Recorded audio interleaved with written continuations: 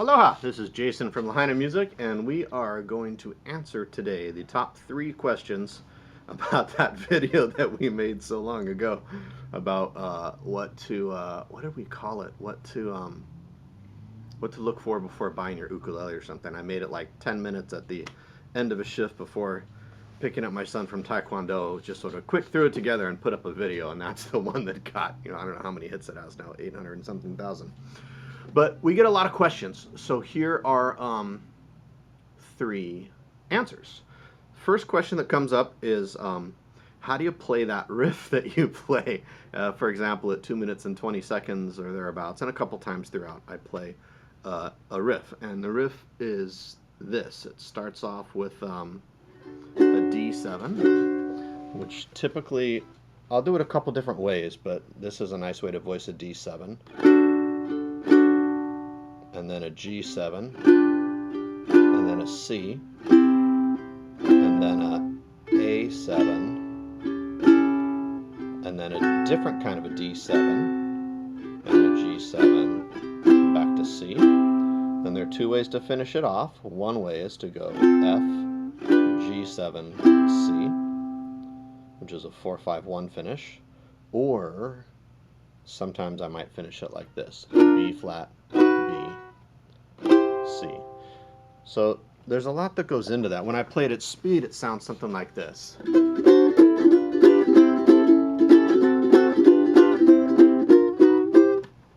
Or it might sound like this.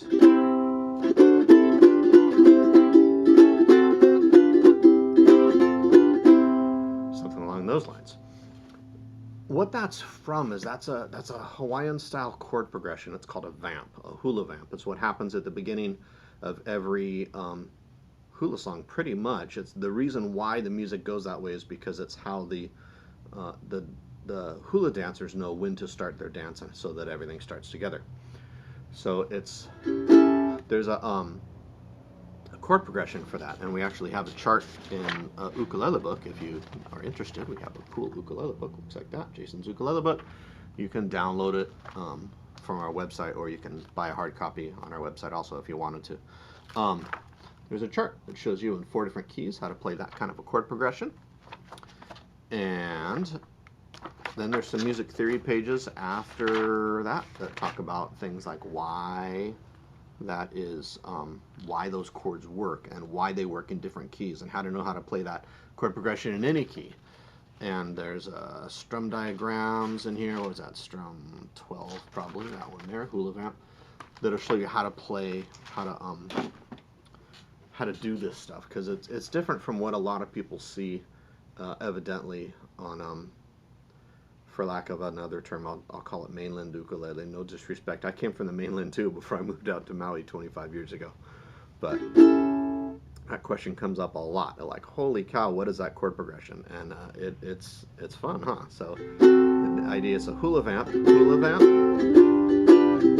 turnaround, and another vamp, and then just a finish. That's all that is. So there's a song, Ku'uhoa, for example, that uses that kind of a thing. It's kind of a faster.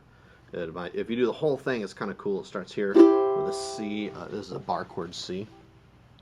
C. Slide it down to B, and then a B flat, and then you go into. I'll just play it.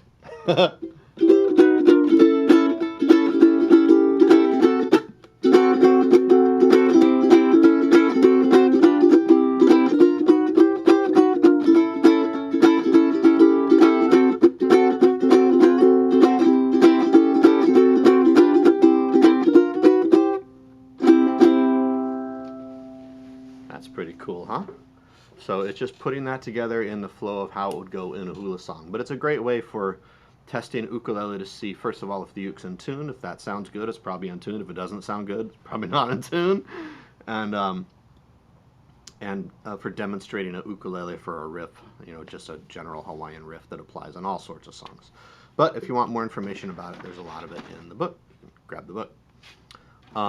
Second question that comes up a lot is, why do I pronounce it ukulele? And I imagine if I was in a place like Nashville, I might pronounce it differently, just like if I were, different places, they have different accents, and And but it's actually a Hawaiian word. It's two Hawaiian words put together. Uku and lele are two words. So uku is the words for small bugs. It's spelled UKU, and lele, Lele, where the vowel is the same, lele, and in uku, those are the same vowel too, ukulele. And when you put it together, there's a kina in front of it, like a backwards apostrophe, which is a glottal stop.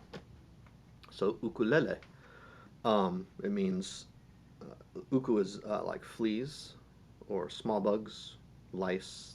They're all called ukus. Like if your kid gets ukus, you're like, oh no, I gotta shave their head, you know.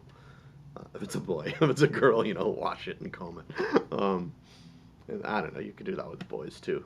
And you could shave a girl's head too, I guess, but most of them probably don't want that. Anyway, that's a uku, and lele is jumping, or it can mean flying.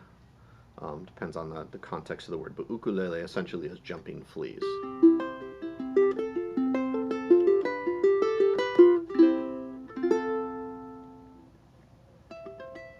Because there are several stories about why that may have come to be, but it seems to me the most likely one is because the people playing ukulele to the Hawaiians, who had never seen a stringed instrument, saw their fingers flying around. It looked like jumping fleas.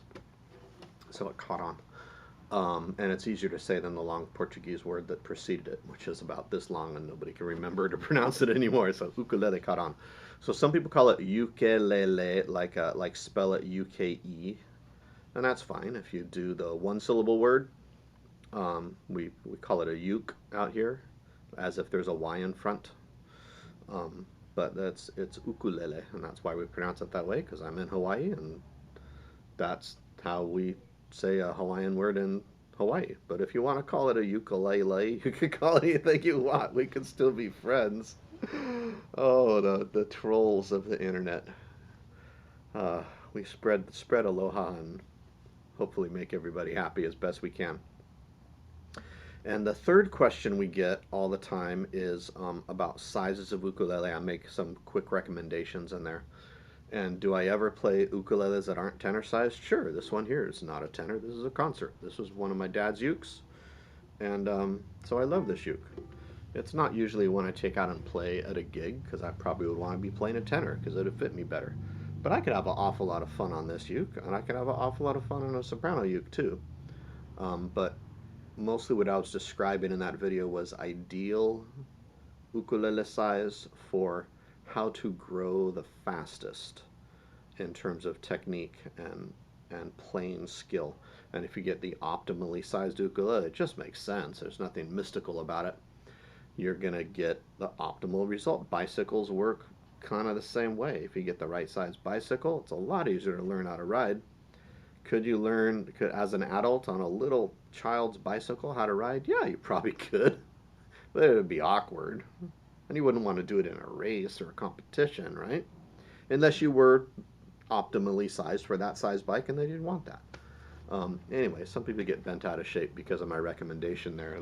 But my recommendation is based on years and years and years of teaching, and I don't know, tens of thousands of students, and trying them on right size ukuleles and trying them on not ideal size ukuleles, and going, holy cow, they learn faster when it fits. It's kind of a no-brainer. Anyway, those are the top 3 questions that come up, and maybe I'll figure out how to link videos together. I'm a ukulele teacher. I'm not like a video technician, but if I could figure out how to do that, maybe I'll put a link from that video to this one, and that'll help answer some questions and spread some joy, hopefully all at the same time. So hope you all have a wonderful day, and aloha.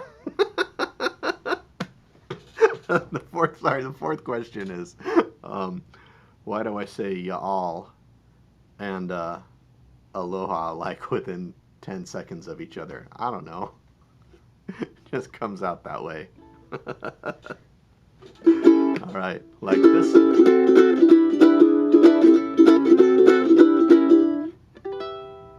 It's the same kind of riff, but in a different key of G. You can learn all about that in Jason's ukulele book if you'd like. Have a great day.